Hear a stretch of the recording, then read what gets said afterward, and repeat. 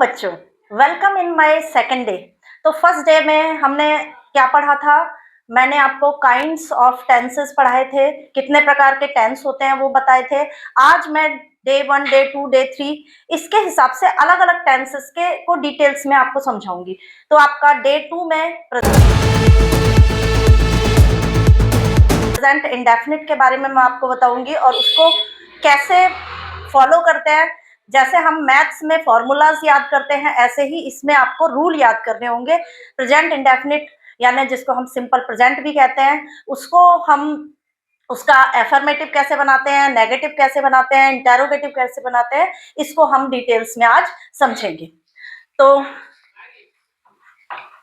हमारा first day तो हमारा है कितने प्रकार के टेंस होते हैं। सेकंड डे है फर्स्ट टेंस प्रेजेंट का पहला जो टेंस है हमारा प्रेजेंट इंडेफिनिट टेंस, जिसको कि हम सिंपल प्रेजेंट भी कहते हैं, वो है प्रेजेंट इंडेफिनिट टेंस। अब प्रेजेंट इंडेफिनिट टेंस में जो हम सेंटेंस बनाते हैं वो किस में बनाते हैं? एफर्मेटिव में, नेगेटिव में और इंटेरोगेटिव में। तो एफर्मेटिव का रूल क्या होगा हमारा? हाँ, सबसे पहले इसको हम पहचानेंगे कैसे कि प्रेजेंट इंडेफिनिट टेंस है। तो सबसे पहले उसकी जो आइडेंटिफिकेशन होती है, पहचान होती है, वो क्या होती है? हम इसको पहचानते हैं सेंटेंस के एंड में ता है, ती है, ते हैं, आदि आता है। आदि मतलब एक्सेट्रा।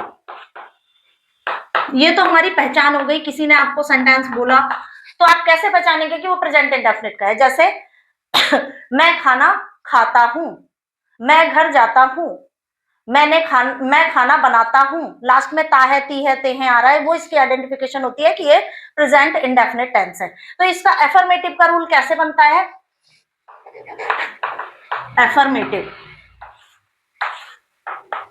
एफर्मेटिव का रूल क्या होता है? सबसे पहले हम इसका क्या लिखते हैं?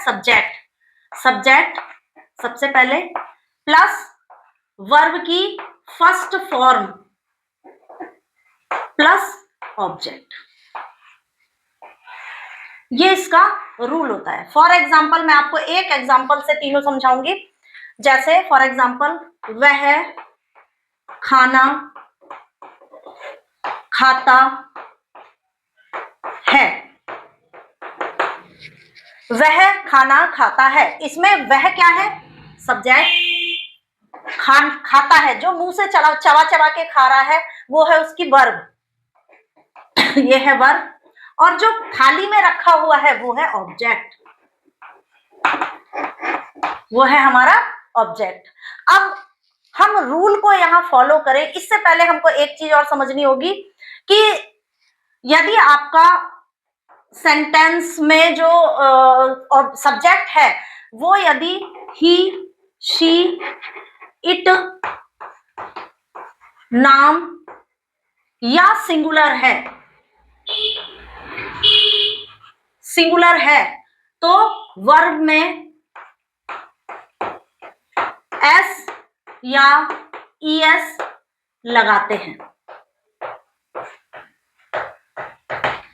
But I, they, you, we या प्लूरल में कोई भी प्लूरल आ जाए उसमें आप एस या ईएस नहीं लगाएंगे, एस या ईएस नहीं लगाते हैं। ये तो हमारे नोट है कि ये हमें याद रखने हैं, नहीं लगाते हैं। ये दो चीज हमें याद रखनी है। सबसे पहले हमें पहचान करनी है, उसके बाद हमको ये याद रखना है कि हमारा सब्जेक्ट ही, शी, इट या नाम या सिंगुलर तो नहीं है, तो वर्ब में एस या ईएस लगेगा प्रेजेंट इंडेफिनिट में। और आई, दे, हालांकि आई सिंगुलर होता है लेकिन इसमें एस या ईएस नहीं लगाते हैं।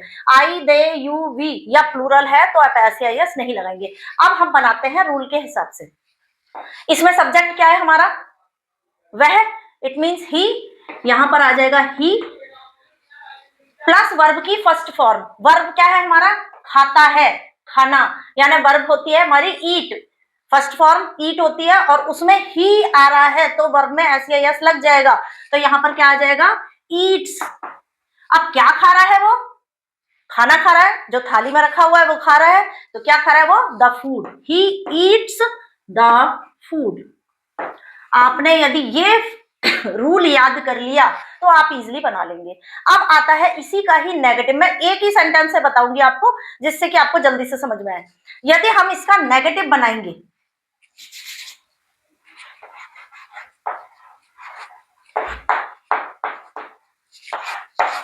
नेगेटिव सेंटेंस हमें बनाना है, तो इसका क्या रूल हो जाएगा हमारा, सब्जेक्ट प्लस डू या does not plus verb, verb की फर्स्ट फॉर्म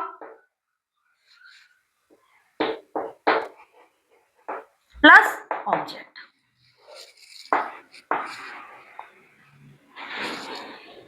अब इसी को ही यदि हम नेगेटिव में बनाएंगे तो क्या हो जाएगा, वह खाना नहीं खाता है, वह खाना नहीं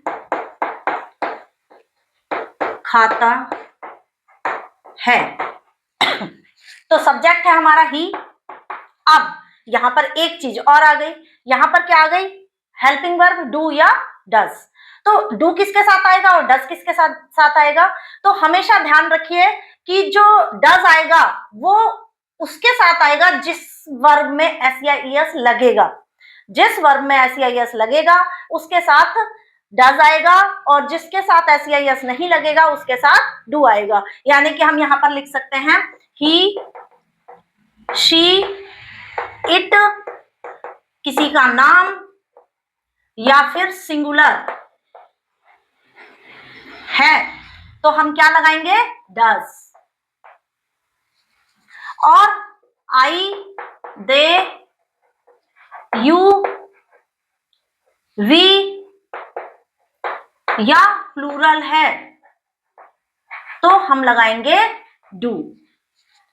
तो क्या बनेगा, ही के साथ क्या लगेगा, does not eat the food.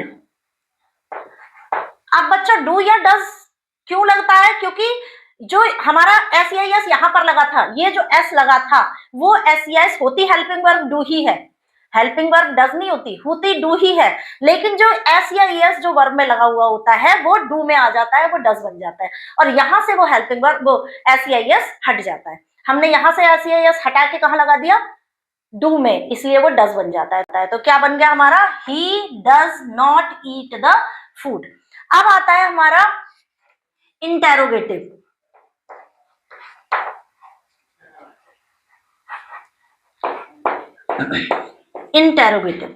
Interrogative मतलब प्रश्नवाचक, क्वेश्चन वाला। तो इंटेरोगेटिव में क्या करते हैं हम, डू या डज को उठाकर शुरू में रख देंगे। क्या इसका रूल हो जाएगा, डू या डज स्टार्टिंग में आ जाएगा प्लस सब्जेक्ट प्लस वर्ब की फर्स्ट फॉर्म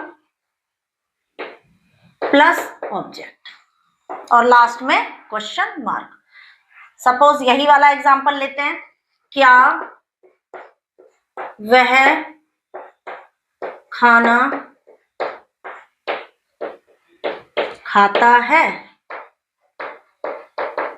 तो क्या बन जाएगा, ही के साथ क्या लगा था, डज, तो डज शुरू में आ जाएगा, does he eat the food, और लास्ट में क्वेश्चन मार्क। अब आपको समझ में आ गया होगा कि डू कहाँ यूज होगा या डज कहाँ यूज होगा। तो जब हम एफर्मेटिव बनाते हैं तब हमें ये ध्यान रखना पड़ता है कि ही है तो वर्ब में एस या एस लगेगा, यानी सिंगुलर है तो वर्ब में एस या एस लगेगा, प्लूरल है तो एस या एस नहीं लगेगा। उसी के हिसाब से हम डू या डज का यूज करते हैं। अब यदि हमें इंटेरोगेटिव नेगेटिव बनाना है, इंटेरोगेटिव प्लस नेगेटिव बनाना है, तो क्या बन जाएगा ये हमारा, यानी डू या डज तो लगेगा ही लगेगा। इसका रूल बन जाएगा डू या does plus subject plus not plus verb की फर्स्ट फॉर्म प्लस ऑब्जेक्ट। ये आपका हो जाता है एफर्मेटिव, वो नेगेटिव एंड इंटरोगेटिव। नेगेटिव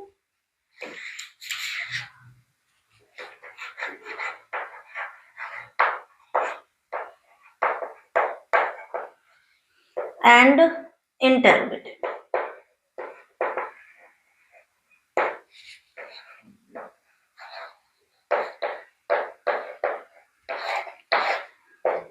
जब हमको दोनों ही बातें कही जा रही हैं, नेगेटिव भी है और इंटेरोगेटिव भी है, तो हमारा फॉर्मूला ये हो जाता है। सपोज हमने यही सेंटेंस लिया, क्या वह खाना नहीं खाता है, तो क्या सेंटेंस बन जाएगा?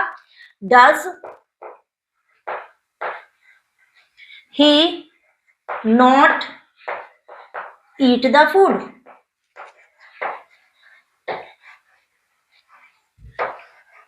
और क्वेश्चन मार्क, नेगेटिव भी रहेगा और क्वेश्चन मार्क भी लगेगा।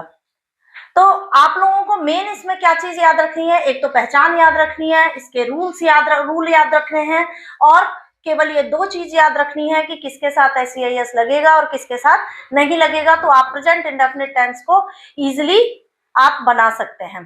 तो उम्मीद है कि आपको ये प्रेजेंट इंडेफिनिट टेंस समझ में आया होगा। आप इससे रिलेटेड और भी एग्जाम्पल आप इसको सॉल्व कीजिए, करिए। एक नहीं, कम से कम 20-25 जो एग्जाम्पल है जो हर अलग अलग सब्जेक्ट से रिलेटेड है, वो आप करिए। किसी में ही आ रहा हो, किसी में शी आ रहा हो, किसी में आई आ रहा हो, तो उससे आपको प्रैक्टिस बन जाएगी। और मुझे सजेशन देते रहिए कि मैं और क्या इम्प्रूव कर सकती हूँ, जिससे कि मैं और अच्छे से आप लोगों को क्लियर कर सकूं। आपके सजेशन मेरे लिए बहुत मायने रखते हैं। आपके छोटे छोटे सजेशन भी मैं उसको कोशिश करूंगी कि सुधारूं और आप लोगों को अच्छी से अच्छी क्लियरिटी और वीडियो देने की कोशिश करूं। So keep watching and bye bye.